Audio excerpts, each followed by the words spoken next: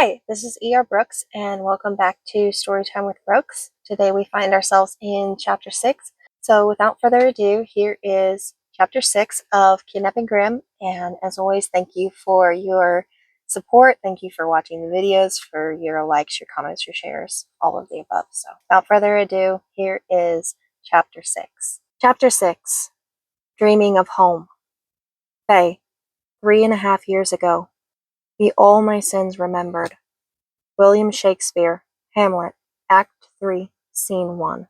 If I could just learn to control my smart mouth and all the delightfully sarcastic comments that I brilliantly ad-libbed, then my new life of captivity would probably contain less pain.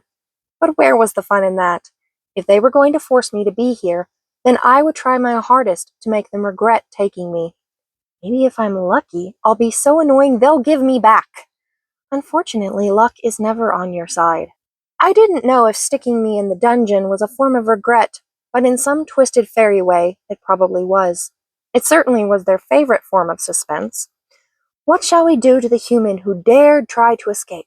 Ah, I know, stick her in the dungeon and leave her to imagine all sorts of horrible forms of torture. Moonrise found me yet again in the depths of winter's dungeon, marking the start of the third night since I had been incarcerated. You know, it was more than impertinent sarcasm that got you here. Yes, running away and all. You'd think they'd be used to that by now. After all, I already survived their petty attempt to kill me. Petty? You were bleeding out in the dark. Yes, well, I survived. Thus, it was petty.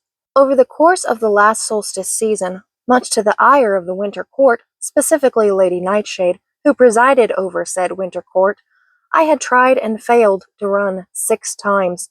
The benevolent lady had yet to threaten my family or anyone else I cared about in this place, and I alone bore the consequences. Such consequences were a price I was willing to pay. The repercussions of my first rebellion nearly got me killed, and the consequences following that near-death experience seemed to pale in comparison. The consequences of the subsequent attempts were worse yet, but this time I knew Lady Nightshade truly had it out for me. I knew in my gut that this would be the last time she would allow such a thing to happen. Her face was absolutely livid, wasn't it? Yes, that frosty white face was positively blue with rage. Ha! I should get a prize for making her so mad. It ruined her complexion. Ooh, yes, a prize that includes cookies. I can now die in peace. My fantastic accomplishment has put me in the pinnacle of existence. If by fantastic you mean fantastically stupid, then sure, definitely worth it. I stared at my disfigured face in the grimy water puddle on the floor. The gashes in my right cheek were swollen and red, creating a ghastly contrast against the pale complexion of my skin. I was weak enough that my magic could barely begin to heal any of the numerous cuts and scrapes I had obtained while fighting the darklings that brought me back, let alone the wound Lady Nightshade had inflicted with her nails when I'd faced her. Stupid goons. 10 more minutes and I would have made it. The cold had permeated every inch of my skin, seeping deep into my bones. Soon it would start shutting my body down, hour by hour. How long will she keep me here? Until I can't fight back? My cell was a mere 4-foot by 3-foot box, deep within the realm of the winter court, with unforgiving walls of ice and stone that never shifted or warmed. The walls were close, too close, and in the vague darkness they seemed to be closing in on me. Deep grooves were carved into the blocks, glyphs and symbols I had memorized from the tomes deep within Winter's library. Spells for courage and fearlessness, ways of the old ones, and things that had been forgotten by the magic-dependent Faye. There was one for each of the days I had been trapped in this cell over the season. I'm here so often they should let me keep my toothbrush and lipstick by the imaginary sink, or maybe a gold nameplate on the door with my nickname engraved on it. Ooh, yes, I like that. Zaubermas, escape expert extraordinaire. If you were an expert, then they wouldn't have caught you. Shut up! No one asked you. A scream echoed down the hallway, desperate and terrified, wrenching me from my mental argument with myself. Gruff laughter followed, and a chill raced down my spine. I hugged my knees tighter to my chest, unable to suppress the fear that grew within me as I pressed myself deeper into the corner. I am Faye Grimm. I am a wolf with a lion's heart, and I will not be afraid. River had given me those powerful words, a reminder of who I was and what I was made of deep inside. It was a gift, those words, the reminder of my choice to be brave in the midst of these horrors. Another scream, followed by a wet gurgle. No, no, no. Silence. Happy place. Go to your happy place. Footsteps echoed down the passageway, getting closer to my cell. Home. I want to go home. I dredged up the memories from home deep within my mind, clinging to them like a lifeline. I was 13. Jack and I were jumping on the trampoline, pretending to ninja kick each other in midair.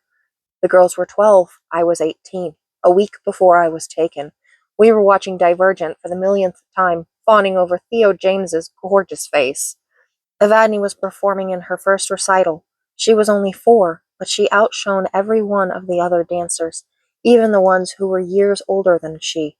Grace and determination flowed from her body as naturally as water flowed on the river. I was 7, wrapped in a fierce hug from Mum. I had crashed my bike, bloodied my knees, and run sobbing into the house. In the long hugs such as that one, she made me feel safe and protected in ways that no one ever could. The girls were 13, getting their ears pierced, their excitement overwhelming the momentary pain. Ember was 17, getting her nose pierced with a delicate stud. The highlight of this event was how Evadne had watched in absolute horror. The memory of her expression had been enough to crack me up for days in spite of the world that surrounded me. I told myself that if Ember was brave enough to get her nose pierced and then months later have enough courage to change the stud out for a slender gold hoop, then I could be brave enough to survive. If only my brain didn't equate bravery to mouthing off to a terrifying monarch. Memories that I had been present in and flashes of a life that I had watched through the mirrors bled into one another. I was 10, safe in my father's arms. Then I was watching Evadne through a shard of mirror as she, at 16, danced in Don Quixote as the principal dancer. I had happy danced around my room, silently cheering her on. We were at the beach, all of us untouched and whole. Ember and Evadne could barely walk, chubby little legs with dimples and creases sticking out from beneath the ruffles on their flowery bathing suits. My mouth was sweet with sticky orange creamsicle juice, and Jack was swinging me around in a circle by my arms. My shrieking laughter was so loud it drowned out the roar of the crashing waves and the cries of the seagulls before we both fell laughing into the warm sand, hardly able to breathe. Memories morphed again. Ember was 16, fighting for her first-degree black belt. The long, grueling test had me on edge for hours as I stole glimpses of her progress. The addictive swells of grief and pride, and the knowledge that they were safe, overwhelmed the danger of being caught watching them. Checking up on them every day was what gave me the courage to keep living, to continue fighting when everything else within me wanted to give up and die. Safe, safe, safe. They are safe. That's all I need to keep fighting. That's all I need to keep trying. The footsteps stopped, and I pushed myself away from the memories, locking them into the back of my mind as I braced myself, ready to fight. Keys jangled, clanking against the metal door. Fear-filled energy coursed over me, and white sparks exploded across my fingertips. Brave. I will be brave. I didn't wait for the door to fully open before sending a bolt of lightning at whoever was on the other end. They stumbled back with a cry before throwing the door open wider and charging at me. There were 3 of them, and I didn't stand much of a chance in the cramped space with no weapons but my fists and my weakened inheritance. All I got in were several punches and 2 kicks before they had me down, hammering my body with so many blows I couldn't keep track of where I was supposed to hurt. My ribs cracked as a steel-plated boot slammed into my side. I screamed, blacking out for a blessed moment before the crunch of my nose brought me back. "Shut up or I'll break your nose!" Too late. "Sugar, we're going down swinging. Fortis Bellator." My trembling fingers traced the rune onto my leg, fingers wet with my blood. A low tremor of strength ran through my body, and I gritted my teeth, bracing myself for what was to come. Shackles locked around my wrists, so cold they burned my skin. "Savage like a wild cat," one of the guards grumbled. "Too bad we can't skin her like one." The other guard laughed as they dragged me forward, and I struggled to find my legs. I am a wolf with a lion's heart, and I will not be afraid. I will not be afraid. I will not be afraid.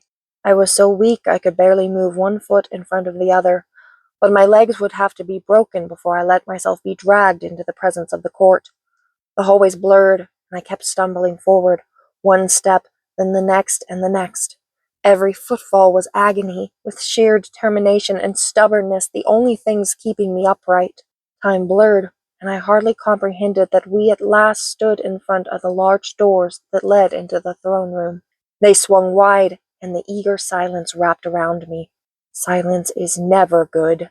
Silence is golden, unless you are here. Then silence is very, very bad.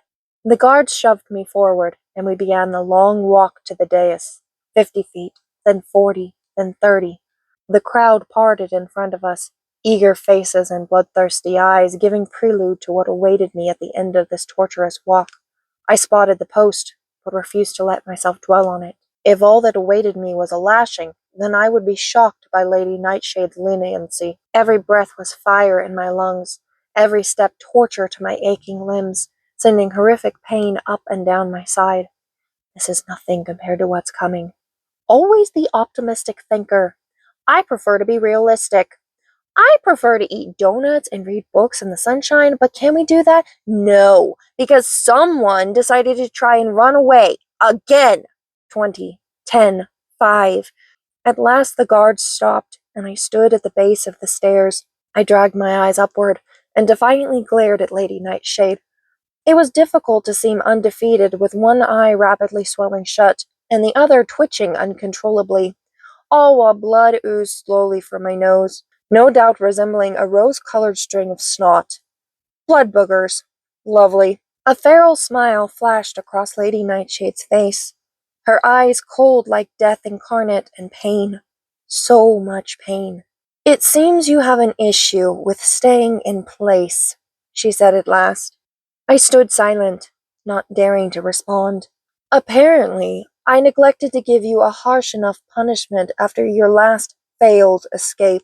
Rest assured, my little Grimm, I will take every idea of running out of your mind after this. I will never stop. I will always run from here, no matter what you do to me.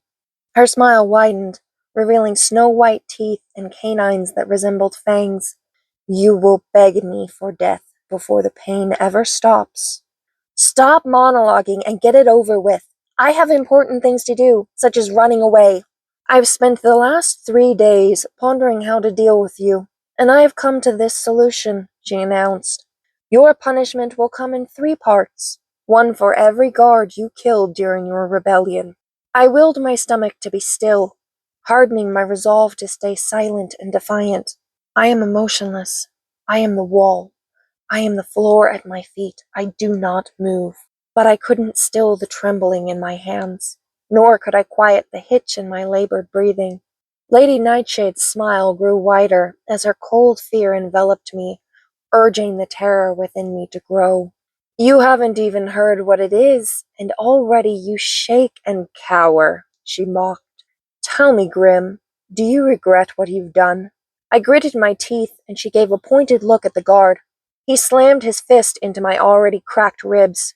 I fell to my knees with a scream, trying to manage the pain that tore through me. I will get through this. I will survive, and I will destroy this place. I will bring these monsters to their knees. I only regret my failure to get away, I spat. She chuckled, further crumbling my resolve. Since you cannot seem to stay where you are told, she continued, I'm going to break the bones in those runaway legs of yours. My mouth went dry. What was that about not being dragged until your legs are broken? Ah, irony, thou art a cruel bastard. Since your magic will heal your bones every few days, they will have to be broken anew, she tisked. When I think you have learned your lesson, and can be trusted to walk without defying me at every step, then I will allow you to have that privilege back. Not my legs, not my legs. She was walking down the stairs, her dark eyes holding me in place. I will not be afraid. No doubt you are aware that avoiding a lashing is out of the question. 1 stroke for every step you took is sufficient, she purred. I ran for miles. Your magic will keep you alive. She paused. Barely. But I think it will need to be drawn out over the course of this week. No need for you to get it all over with at once. Then you wouldn't learn anything. But never fear, O my rebellious Grimm. I will keep you conscious for the entire process. My stomach clenched in fear. Yes, fear so acidic it burned through me. Your magic will heal you sufficiently enough to give you a back again. She bared her perfect white fangs at me. But you will carry the scars as a reminder for your failure. She trailed her fingers gently down my cheek, before digging her nails into the gouges that had scabbed over. The wounds reopened, and blood poured down my cheek. I will make sure of that, she hissed. The crowd around us shifted and murmured as I fought with the panic and dread that was rushing over me. My courage was abandoning me with every word she spoke, leaving me in the clutches of her vengeance despite my best intentions. And lastly, she whispered, so low that only I could hear, Baltair will oversee your recovery. That and the daily breaking of those defiant little legs. No, no, no, not him. Not him. My fear must have shown plainly in my eyes, because she laughed outright, triumph shining in her gaze. That's right. You remember him, don't you? Baltair was feral, hungry for bloodshed and abuse, with the power of immobilizing and a mind that took advantage of your stillness, your fear. He had cruel hands that wandered, and a gaze that devoured you whole. He destroyed every ounce of worth and dignity within a person, until there was nothing left but shame. He was worse than any pain and all other torture, worse even than death itself. If anyone can break your spirit, she tugged on my lower lip, he can. I stood trembling before her, utterly ruined and afraid. So tell me, my pretty little rebel, which do you prefer? The lashing, then the breaking, or the breaking and then the lashing? I ground my teeth. Get on with it. Ever stoic. Must be a family trait, though I think you may have Jacques bested in obstinance. I'll wait until after you're done with your latest punishment to decide fully which of you is stronger, although it won't matter in the end. I will have you both. I jerked at the name, unable to stop myself from desperately scanning the crowd for my brother's face. Is he here? Where is he? Please don't be here. Please don't see what is about to happen. He will be the one at the other end of the whip, darling, Lady Nightshade said smoothly, a laugh edging her voice, as he has been for every other lashing. But never fear, your gaze will be on me. You won't have to look him in the eyes as he destroys what's left of you. Please, please, no. Decide, before or after. I refused to answer, my last piece of defiance. Very well. I'll let you dread what comes after when you are already wishing for the end. The guards dragged me forward, securing my arms above my head with a vicious jerk. I groaned as pain engulfed me, spreading out from my ribs and burning through my lungs. You certainly aren't starting off on a strong point, Lady Nightshade crowed as she moved to stand in front of me and locked my frantic gaze in hers. Next time you try to run in my realm, she whispered, I'll make that precious brother of yours pay the price. All these years, and I haven't talked to him. I haven't seen him, and she has made him do this? If I had known, would it have changed anything? She withdrew, holding my gaze as she sat down in the chair that was brought forward. Begin, she commanded. I braced myself, knowing what pain was coming. The first crack set me on fire, as I knew it would, from my shoulder to my spine. A snake that bit and burned. Tears rushed to my eyes, and I bit my lip, trying not to scream. 1. Lady Nightshade's aura glowed, darkening the room around us as she drank in my pain and fear, drawing power from my agony. Hot blood flowed down my spine, barely beginning to soak my shirt before the next crack sounded. I jerked, the movement sending fire down my ribs. 2. Pain was everywhere, slicing across the other side of my rib cage and across my hip. You are nothing. You are no one. You belong to the courts, Lady Nightshade whispered. I am Faye Nara Grimm. I am a wolf with a lion's heart, and I will not be afraid. Stroke after stroke came, until I lost count and screamed with every blow, tears coursing down my cheeks. It was the sheer power of Lady Nightshade's hold that kept me conscious as my entire body was flayed open. Let me die. Let me die. Please, Jack, just let me die. I am Faye Grimm. I am a wolf with a lion's heart. I will not be afraid. I will not be afraid. I will not be afraid. Please, let me die. I am so afraid. Thank you for watching this week's chapter. Tune in next week for chapter 7. And as always, I hope that you all have a wonderful week. Goodbye.